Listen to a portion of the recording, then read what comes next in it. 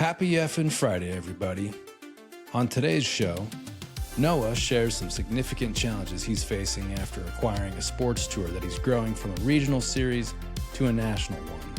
And he also reminds us to listen to the red flags. Oh, dang it. Well, welcome to the show. My guest today, Noah Armstrong. You are an entrepreneur, done real estate investment, father. Why don't you give me a little bit of background on where you came from and what you're doing? Well, thank you for having me on the show. I'm excited to be here. I am based in upstate New York. Been in the real estate game for probably 4 or 5 years now. My first deal was a house hack. Did that just on typical financing through an FHA, and that's kind of where I got into bigger pockets. Was starting to dabble in like the BRRRR strategy. Didn't really like that. I saw Pace's, one of his free videos that he did with them, and got super interested in his stuff and kind of tapped out his full free stuff on YouTube and got connected with somebody up close to me and was chatting with him back and forth about the sub 2 community and really started liking what I was seeing. So I joined in April of 2022, right before I got married, right as I was moving positions and jobs. So I didn't really do too much with it, but throughout the last couple of years, I've gradually started making connections and meeting with people regularly and making some awesome friendships. So that alone has made the whole investment worth it. But in March, I went to Squad Up and joined Owners Club. And that's totally elevated everything. You said you didn't like the BRRRR strategy? It's time consuming. I don't know. It didn't fit with my model of what I wanted to do in real estate. So it felt like kind of a departure, and just the whole course of getting it refinanced and all that fun stuff. It kind of turned me off. The local banks here tend to drag their feet a little bit. So how many doors did you pick up and do the BRRRR method? And were you doing all the work yourself?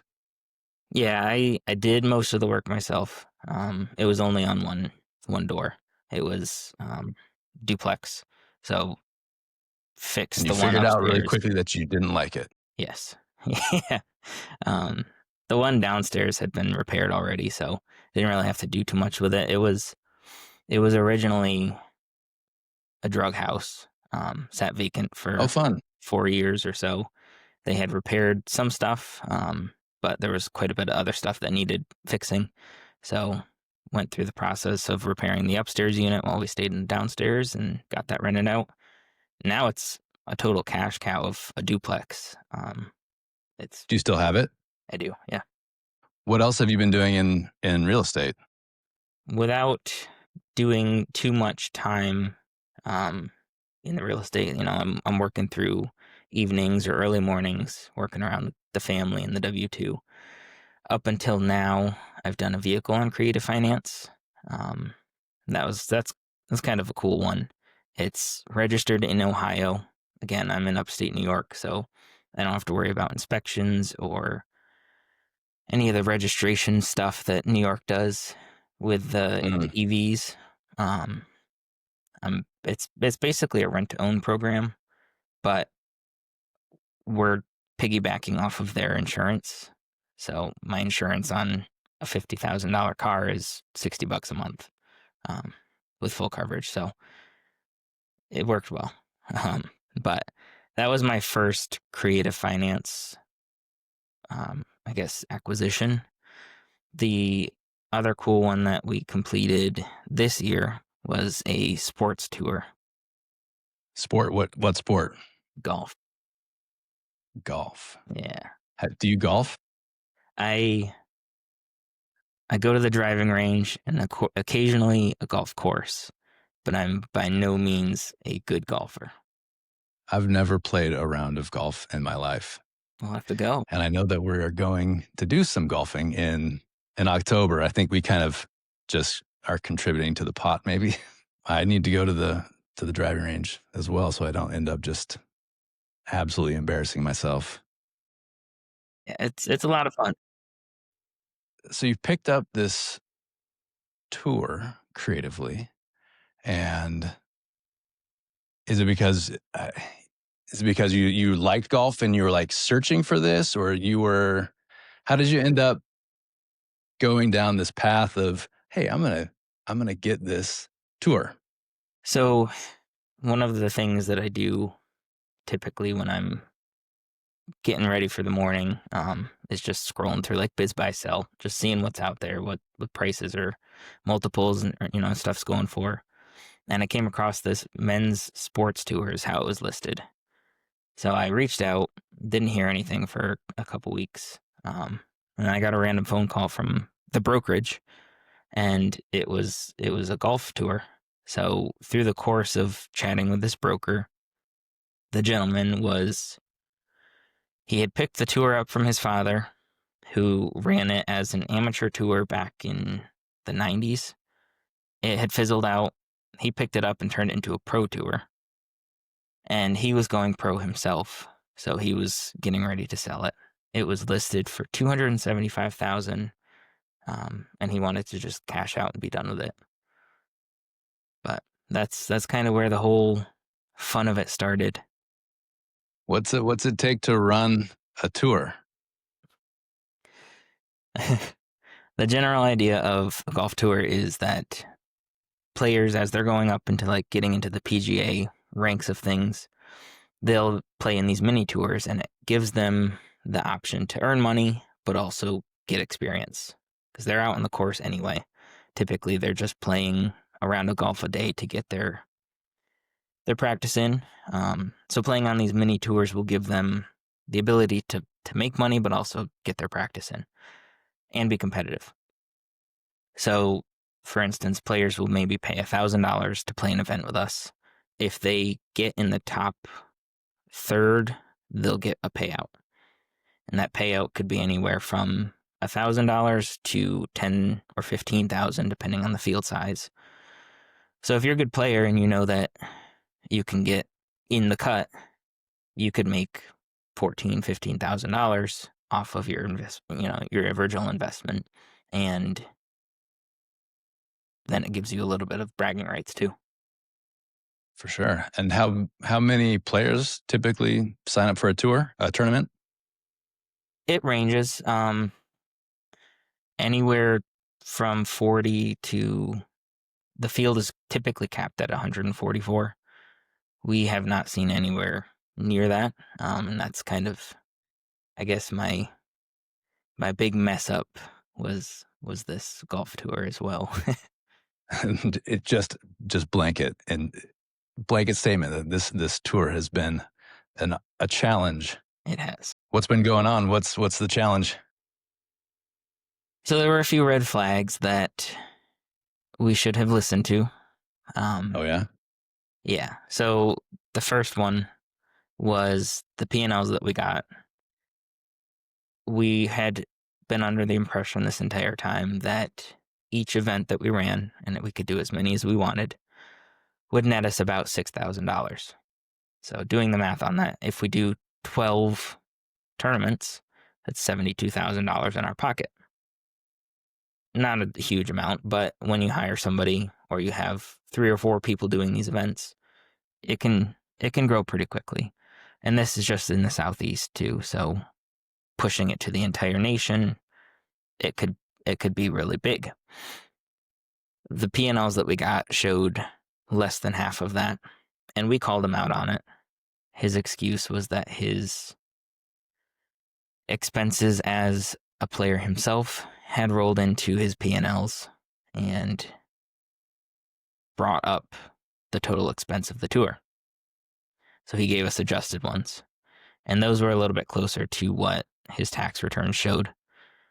But looking back at it now, his earnings as a pro player himself could have muddied that. So that was one of the first flags. The second one is after negotiations had happened and we had gotten to the point where we were ready to go under contract, the broker called me and said that he was backing out. He encouraged us to continue negotiations with the seller if we decided to, It was a cool business opportunity. He wanted to see it succeed. However, he couldn't in good faith represent the seller anymore. Another red flag. Yeah. And we kind of shrugged it off, figured they had a little bit of a tiff. I reached back out to him a couple of months ago, and he kind of explained everything to me. And there was some information that was withheld that could have saved us, but he couldn't disclose it. So we proceeded, and it was just that we're finding out that the seller now is a little bit of a fun person to deal with. I'll put it that I was way. going to say, what's the diplomatic way? He's yes. So this is interesting because this is kind of an ongoing saga. It is. Yeah. So what's so far? What would you have done differently to kind of avoid getting into this particular situation?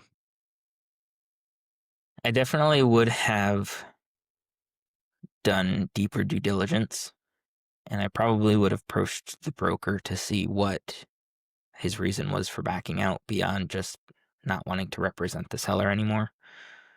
We used a pretty broad contract, and it left a lot open to interpretation, but also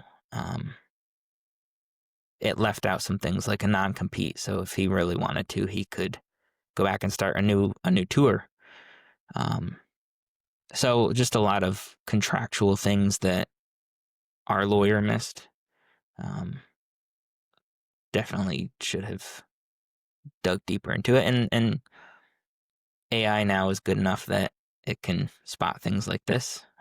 So moving forward, all of these have been addressed, and all of our contracts now are getting double and triple checked for errors like this. But the asset list that we got from the seller was pretty general. It didn't call out things like the CRM that they were using because it was implied that we'd get it. We found out after the fact that the CRM was not included and we'd have to get our own. Getting all the members was like pulling teeth. Withheld 1099s. Like it's been a whirlwind of missing information to keep this event running. The other fun thing that we found out too was he had basically shut down the tour in July of last year, and it was sent to us as a functioning tour. We didn't realize until after closing that he had shut everything down. So now we're holding the bag for trying to revive this tour that once was, I think, a successful event. But So could be again. could be again. We're working. We're trying to work something out with the seller to make the terms a little bit more acceptable for what we did receive, but also see if we can bring him back into the fold to help revive it. And you're also, I mean, you're pursuing other businesses too, right? So definitely a lot of learnings here. Have a good lawyer. Double check the lawyer with AI, Yes. kind of a thing. Yeah. And maybe most important, listen to the red flags. Yep. Yeah, definitely listen to the red flags. On the bright side, we got him from 275 down to 100,000, and it was 100% Whoa. seller finance. So it 100% seller finance? 100%. Yep. Okay, It could be well, that's way great. worse. Yeah. Sure. Yeah, you could have been out of pocket a ton of money Yes. and then really be left holding the bag. It's definitely made things easier to work through as we're trying to run these events. We have, in good faith, reached out to the seller to try and get him to help us, and he's made a little headwind. He's given some insights and stuff, but his father has taken over some negotiations and continually tries to keep him out of the contractual goodwill negotiations. So trying to get around that is an interesting journey as well. But Yeah, as we go, we just are continually plugging in these holes that we find, right? So here's like, all right, we got to level up the lawyer so that we don't end up in this place where, hey, we didn't put in there that we get the CRM, or we didn't put it in the contract that they won't compete. Yeah, those are some good lessons. And some of these lessons, right, we can't actually learn without going through them. Right? We can watch tons of videos on acquiring businesses, and they help plug a lot of holes. But there's just some things that you're not gonna learn until you have been bitten. yeah, yep. And then, again, thankfully, it's just a small bite. It could be $1 million business, but Oh man, yeah. Imagine. Phew. Yeah. You could definitely be just staying up all night worrying about so much money out the door. So much money. Well, those sound like some good lessons, Noah. Thanks for coming on today. If people wanted to get in touch with you or follow along on your story, where should they go? yeah, I probably the best way to reach me is through Facebook. It's just Noah Armstrong. Um, my Instagram is Noah Joseph with two H's. And then I'm always in the community, so if we see each other, say hey. I'm excited to connect with other people looking for businesses, and hopefully we can do some cool stuff together. All right, on to car washes. Yes. All right, Noah. Thanks for joining me. Thank you for having me.